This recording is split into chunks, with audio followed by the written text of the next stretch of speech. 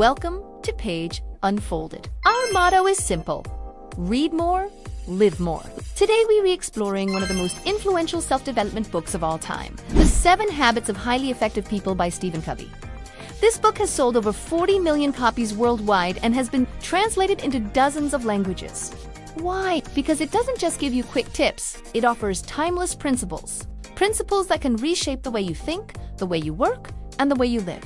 In the next hour, we'll walk through all 7 habits, explore practical examples, and see how you can apply them in your daily life. So grab a notebook if you can, because these lessons are worth writing down.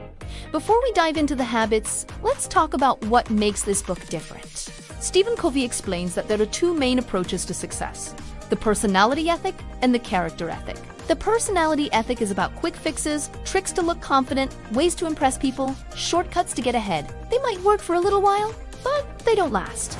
The character ethic is deeper. It's about building who you really are. Your values, your principles, your integrity. Covey says that true effectiveness, lasting success, comes from building strong character and living by universal principles. This book is built around that idea. Each of the 7 habits helps you grow from the inside out. First, you gain independence, mastering yourself. Then, you move to interdependence, working effectively with others. And finally, you keep renewing yourself so you can continue to grow. Think of it like climbing a ladder. The habits are the steps that take you higher toward the life you want to live. The first habit is all about taking control of your life. Be proactive. Now, what does that mean? It means you stop blaming circumstances, luck, or other people. Instead, you focus on what you can actually control. Covey introduces something powerful here: the circle of concern and the circle of influence. The circle of concern is everything you worry about: the economy, the weather, what other people think of you. The circle of influence is everything you can actually do something about: your own actions, your own words, your own mindset. Highly effective people focus on their circle of influence. When you do that, your influence grows. When you spend all your energy on things you can control, your power shrinks. Let's make this practical. Imagine you're stuck in traffic. You can't change the cars, you can't change the weather, and you can't change the fact that you're late, but you can choose how to respond. Do you get angry and frustrated, or do you use the time to listen to an audiobook, practice patience, or plan your day? That's proactivity. It's the freedom to choose your response. Covey says, between stimulus and response, there is a space. And in that space lies our freedom and our growth. So here's a reflection question for you. What's one area in your life where you've been reacting, blaming, or waiting for circumstances to change? And what's one proactive step you could take today to move forward? That's the first habit, and it's the foundation for everything else. The second habit is all about vision. Covey calls it begin with the end in mind. Here's the idea. Everything is created twice. First in your mind, and then in reality. Think about a house. Before the builders start hammering nails, there's already a blueprint. Without that plan, the building would be a mess. Your life is the same. If you don't know where you're going, you might spend years climbing a ladder, only to realize it's leaning against the wrong wall. Covey challenges us to imagine our own funeral. Morbid, maybe, but it's powerful. He asks, what do you want people to say about you? Your family, your friends, your co-workers? Do you want to be remembered as kind, as dependable, as someone who made a difference? When you think about the end, you start to live with purpose in the present. The practical tool here is writing a personal mission statement. It's like your life's compass, a clear statement of your values and direction. For example, your mission might be to live with integrity, to inspire others, and to always keep learning. Or to be a supportive parent, a loyal friend, and a leader who creates opportunities. When you have that clarity, decisions get easier. You can ask, does this action align with my end goal? Here's a story. Covey tells about a man who was climbing the corporate ladder, working endless hours. One day, he realized his family barely knew him. His ladder was against the wrong wall. By redefining his mission, he started to balance work and relationships, and he became more fulfilled, not less successful. So here's your takeaway. Don't just live by default, live by design. Ask yourself, what is the end you want in mind? Then let that guide your daily choices. Now, the third habit connects directly to the second. If habit 2 is about defining your priorities, Habit 3 is about actually living them. Covey calls it put first things first. He introduces something called the time management matrix. Picture for boxers, quadrant 1, urgent and important, crises, deadlines. Quadrant 2, not urgent but important, planning, exercise, relationships, learning. Quadrant 3, urgent but not important, interruptions, most emails, some meetings. Quadrant 4, not urgent and not important, scrolling social media, wasting time. Most people spend their lives in quadrant 1 and 3, putting out fires or reacting to things that seem urgent but aren't. Highly effective people focus on quadrant 2, the important but not urgent. That's where real growth happens. Think about it. Going to the gym isn't urgent today, but it's important for your health. Reading or learning a new skill won't explode if you skip it, but it shapes your future. Spending time with loved ones may not be urgent, but it's what gives life meaning. Covey says, the key is not to prioritize your schedule, but to schedule your priorities. Let's make it practical. Imagine you have a jar in 3 items: big rocks, pebbles, and sand. If you pour in the sand first, then the rocks won't fit. But if you start with the big rocks, your most important things, then add the pebbles, then the sand, everything fits perfectly. Your life works the same way. Put your big rocks in first: health, family, personal growth, meaningful work. The little stuff will find its place around them. So here's a challenge for you. This week, write down your top 3 priorities.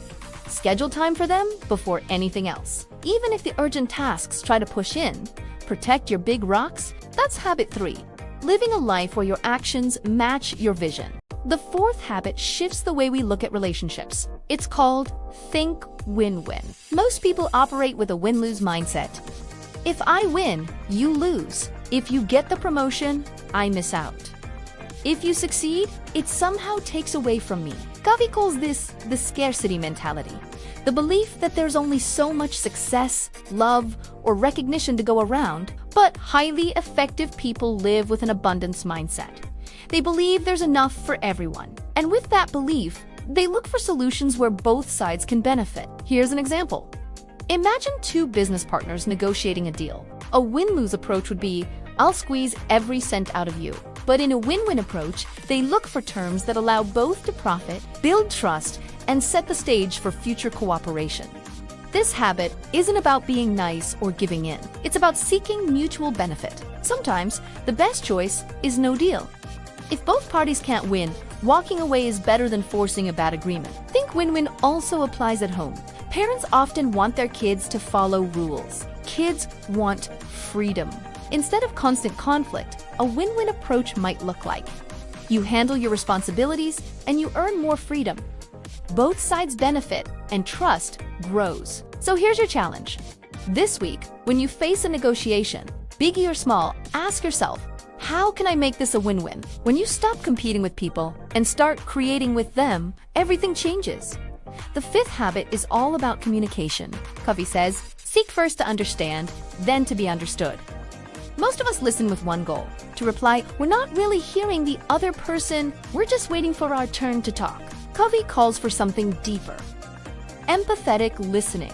Listening not just to the words, but to the feelings, the meaning, the perspective behind them. Think of a time you were upset, and someone jumped in with advice before really hearing you. How did it feel? Probably frustrating. Sometimes, we don't need solutions. We just need to be understood. Here's an example. A teenager tells their parent, school is so stressful. I hate it. The parent might respond with advice. Just study harder. Or worse, dismiss it. You'll be fine. But if the parent seeks first to understand, they might say, sounds like you're overwhelmed. Tell me more. That opens the door to trust. And only then can advice or guidance be effective. In business, this habit is just as powerful. Imagine you're in a meeting, and instead of pushing your point, you genuinely ask questions to understand the other side. People feel respected, and then they're far more open to hearing your perspective. Covey says, diagnose before you prescribe. Like a doctor wouldn't give medicine without understanding the patient, we shouldn't give advice without truly listening. So here's a practice. In your next conversation, focus only on understanding. Don't prepare your response. Don't interrupt, just listen. Summarize what you hear and ask deeper questions. When people feel understood, they're ready to understand you. the power of habit 5. The 6th habit is about the magic that happens when people work together. Covey calls it Synergize. Now, synergy isn't just teamwork, it's creating something greater than the sum of its parts. Think of a choir. Each voice on its own might sound fine, but when they sing together in harmony, it becomes something powerful, something moving.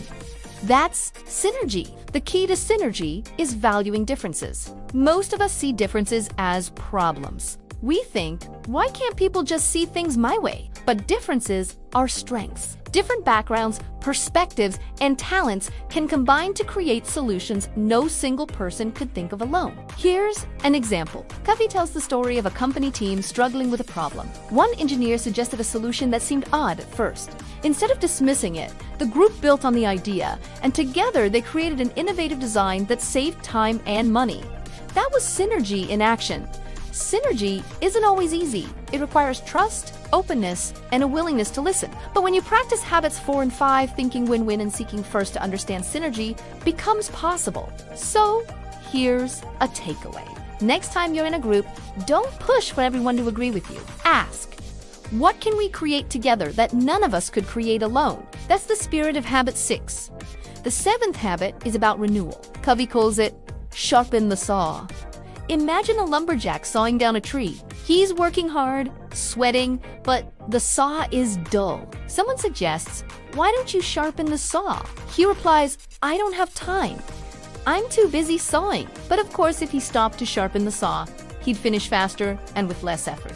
The saw is you, and if you don't take care of yourself, you can't be effective in the long run. Covey describes 4 areas to renew: physical, exercise, nutrition, rest, mental, learning, reading, writing, challenging your mind, emotional, social, relationships, empathy, service to others, spiritual, reflection, meditation, values, connection to something bigger. Highly effective people invest in all 4. They know self-care isn't selfish. It's essential. Without renewal, you burn out. With renewal, you keep growing. Here's a practical tip. Schedule renewal activities just like work tasks. Put gym time, reading time, or family time in your calendar as non-negotiable. Sharpening the saw makes sure you have the energy and clarity to practice all the other habits. Let's quickly review the 7 habits.